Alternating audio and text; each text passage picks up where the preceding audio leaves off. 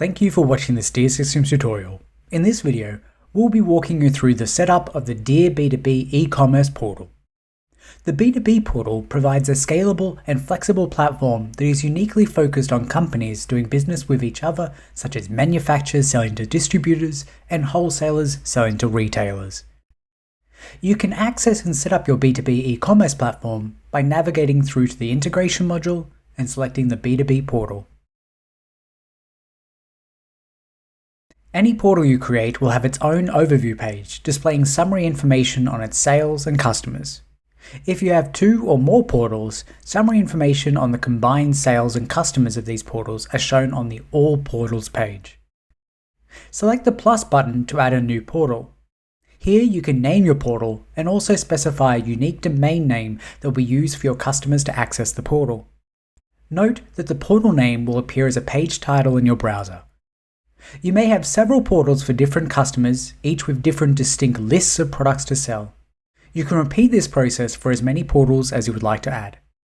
Toggling the active button will allow you to activate and deactivate the portal. Once a portal is deactivated, your customers are no longer able to log in and browse your products. You may consider deactivating the portal during maintenance of the product listing or any other changes being implemented. You can change the domain name for your portal by selecting the Change Domain Name button, where a window will appear and you can enter the new domain name. You can also configure custom domain names by selecting this link, which will redirect you to the bottom of the page. Fill in the custom domain name, upload the SSL certificate file in the PFX format required for the Microsoft IIS server, and provide the SSL certificate password. Once these parameters are entered, select the Set Custom Domain to point your B2B portal to your own custom domain. Note that any current users and invitees to the current portal before the name change will no longer be able to access the portal. You'll need to notify the users about the change and send invitations to existing users so they can access the portal using the new domain name. Once you finish adding your portal, continue with the general settings and proceed to customize your preferences. Here, choose the portal type, portal address, and contacts that will be displayed in your portal's footer. Choose the portal location, which will reflect the stock quantity in your portal, as well as where the sales will be fulfilled from. Choose the sales representative to associate to all generated sales in the portal. And then, select the status of the sales order generated via the portal as either an authorized order, quote, or an authorized invoice. Here, you can select the invoice template for invoice printing from the portal, and then choose a default revenue account. You can choose to show or hide the stock quantity of your products in the portal, as well as selecting a product family price format, which enables you to show either a range of the product prices of the product family or simply a starting price. The product list layout changes the dimensions and volume of products displayed on each page of your portal. Selecting a price list template enables you to customize the look and feel of price lists your customers can produce independently via the portal. If allowing guest access to your portal, you'll need to select the price tier displayed to your guest users. If using Google Analytics, you can apply your tracker into the Google Analytics Tracker ID. Selecting a tag name for new products will enable you to use a tag within DEAR to automatically display a new product symbol against products it's applied to. Show extra parameters enables you to select where you want this information to be displayed on a product page, if at all. The shipping service enables you to use either an integrated shipping service or a manual DEAR shipping method. Minimum order amount lets you designate a minimum value before portal orders can be processed. Selecting an RRP tier enables you to showcase the recommended retail price against the products of which you're selling. This is especially helpful for wholesaler to retailer relationships. And lastly, choose whether you want to enable your customers to only be able to view the orders they've raised via the B2B portal themselves, or instead for all orders generated against them in the past. You can continue customizing your general settings further in the advanced settings. More information, including descriptions of these advanced options, can be found in the DEAR knowledge base. In the Follow Us section, you can specify social media platforms you use to communicate with your customers. Here you can specify the URLs for your pages on Facebook and Twitter, among other social media platforms. These links will be added to the Follow Us section of your portal. Customers are also able to sort the products in your B2B portal based on the options defined under this section. Products can be sorted in the ascending or descending order by product name, category, brand, and price. To add a sorting option, select the plus button, Then, a sorting type from the list. Here, you'll be able to give that option a name. Selecting this checkbox will specify which of these sorting orders is used by default. You may add as many sorting options as required. Next, you can set up all your shipping methods available to your customers. To add a shipping method, select plus and enter the carrier's name, amount, and mark the carrier as active. If you have added shipping carriers previously, select Add All Existing Carriers instead. Then enter the amount and mark each carrier as active. To show shipping costs on the portal, ensure that Show Shipping Costs is enabled. You'll also need to create all payment methods available to your customers. Select the plus symbol, then enter the name and select the method type for the payment. Method types can either be cash, on account types such as money transfer, PO and credit accounts, or a payment gateway such as Stripe or PayPal. Then be sure to mark the payment as active. Note that at least one shipping method and one payment method has to be marked as active before you can use the portal. Selecting Remove Store will completely delete all sales history and portal settings entered previously. It's important to note that this option should not be used if you'd like to only temporarily disable your portal. Instead, toggle the Is Active option at the top of General Settings. Now let's move to the Appearance tab. In this section, you can begin to customize the appearance of your portal. You can start by uploading your company logo, as well as an alternative shopping cart symbol. In the next sections, you can further customize the appearance of your portal by changing the color schemes of the header, content, footer, and custom menu areas. To change the color scheme, select an option, then either enter the color's hexadecimal code or choose a color from the palette. Next, let's move to the Navigation tab. In this section, you're able to further modify the appearance of your portal and help you determine how a customer browses your products. Navigation bars can be displaying either existing categories, tags, or brands, or they can be set up using a custom menu. Navigation bars for a portal are disabled by default. Horizontal and vertical bars can be used simultaneously to display categories, tags, or brands. First, select what type of data you would like to show in the horizontal or vertical navigation bars, or whether you would like to disable one or the other. To set the portal's navigation bar based on categories, tags, or brands, select the option from either navigation bar's drop-down menu. Then select Add Item to select from the category, tag, or brand for as many items as you need. The horizontal navigation bar can also be a custom menu. There are 5 types of menu items that can be added to a custom menu: List of products, Menu item, Grouped menu, Link, and Title. Let's take a look at how to do this. Select Custom Menu from among the horizontal navigation bar options. Here you can see one I've created earlier, but I'm going to add a new menu. Select Add Items and enter the menu name.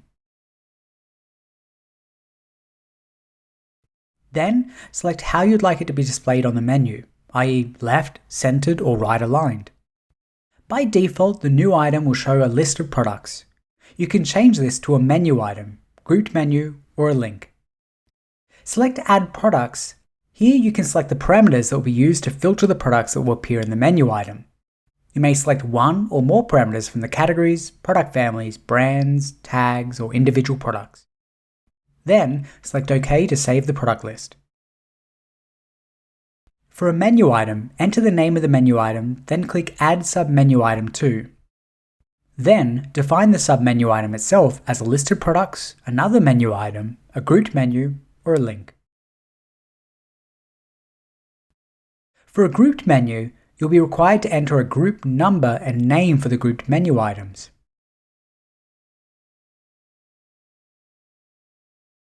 This will designate the column order of each of these items. Then select a type, which can be another list of products, a title, or a link. A title is a non-selectable menu item and is always shown above the grouped menu. For example, for a grouped menu showing a list of brands, you may use a title menu item named Shop by Brands. A link is a hyperlink to a URL that opens a web page. This could be to a specific product, or it could even be to a page on your website. You can use the Preview button to test the custom menu layout you're building without opening the portal.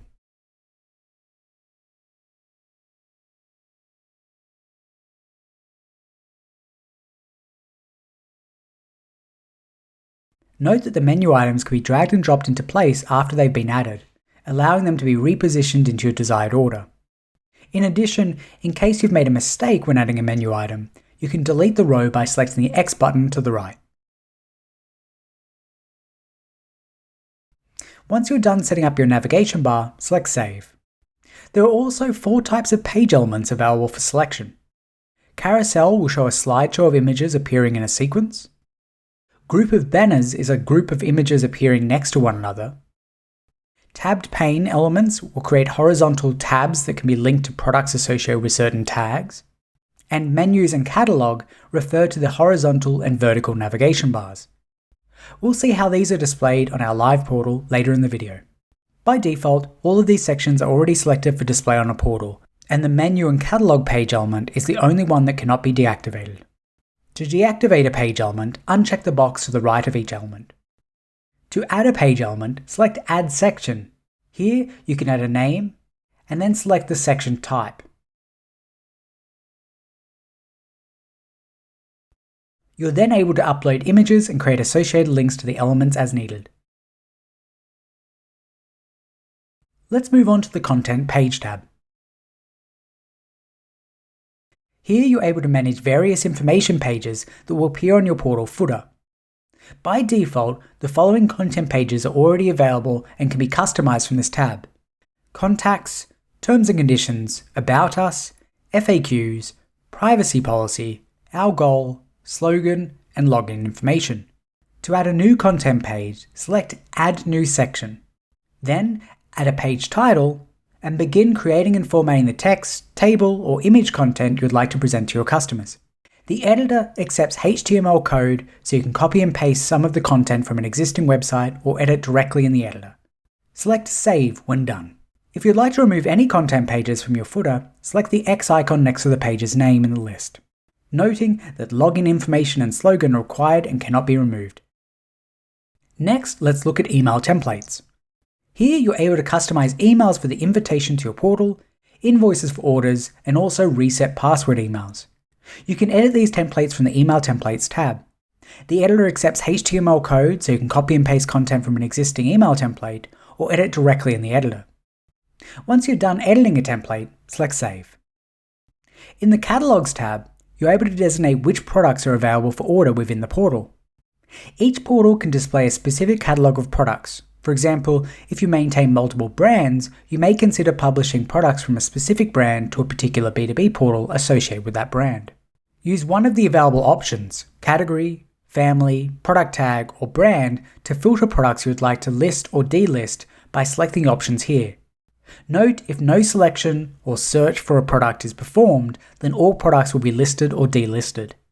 In the minimum to order field, you can choose the minimum quantity purchased at the product level. Now, let's look at price lists. You can create custom price lists which customers are able to download directly from your portal. The look of your price list template can be customized under Settings, Document and Email Templates. To add a new price list, select Add New Price List. Then, enter a price list name. Next, you'll need to enter the brands, categories, and/or tags you wish the price list to include in the corresponding fields. Repeat until you've added all preferred brands, categories, and tags to the price list and select Save. You're now ready to invite customers to your portal. Use the Invitations tab to send an email invitation to individual customers or their designated sales representative for them to create an account in your portal. Customers and sales representatives must have a valid email address to receive your invitations. On the Invitations tab, all your B2B customers are listed by default. You can search for the customers or also filter the records to show only the customers that you have not invited to the portal yet. Select the customer record and then Invite Selected.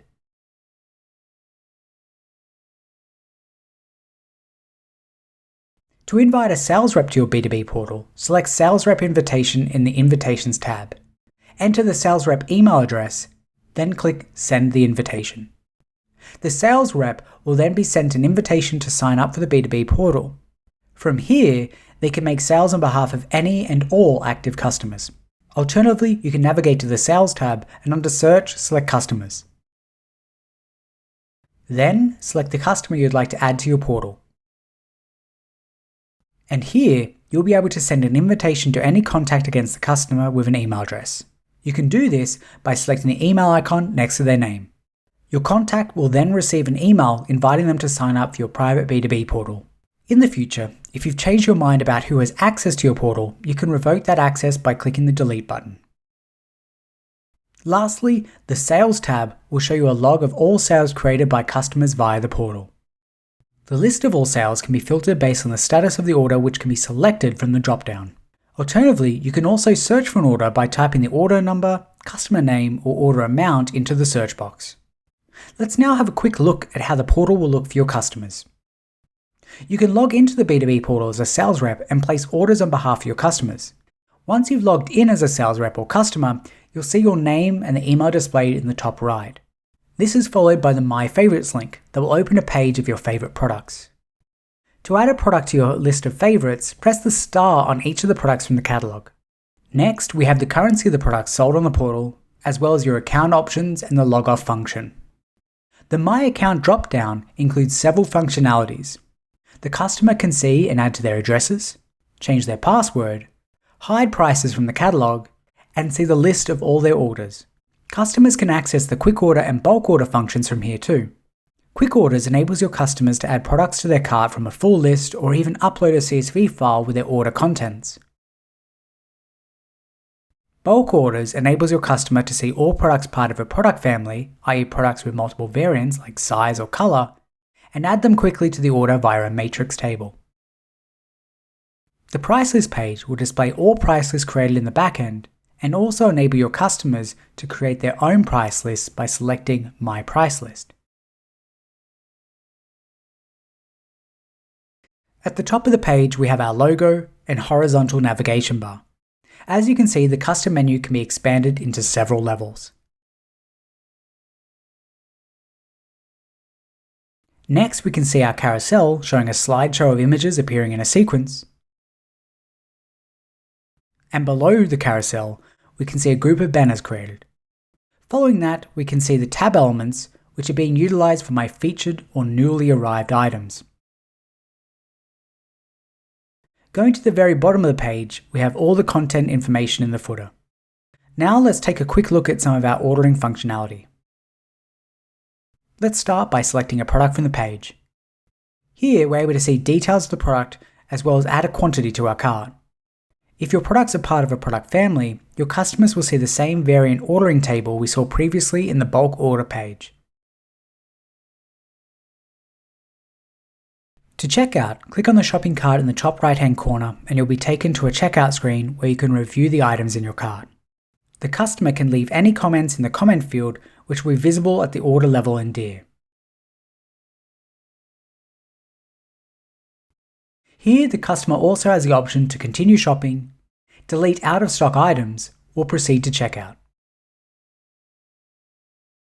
When proceeding to checkout, the customer will need to fill in account and billing details, delivery details, as well as confirm the shipping method, payment method, and any final notes needed to confirm the order.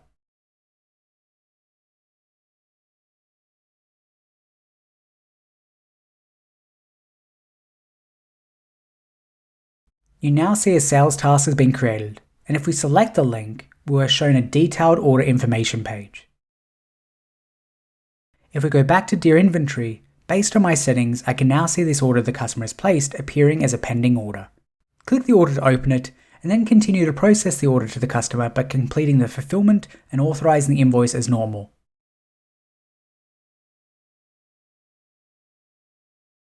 The fulfillment status will be updated on the portal to fulfilled once the shipping tab within DEAR has been authorized. Once the payment has been applied to the invoice, the customer will also see the status updated to paid. And that concludes this video on the B2B portal.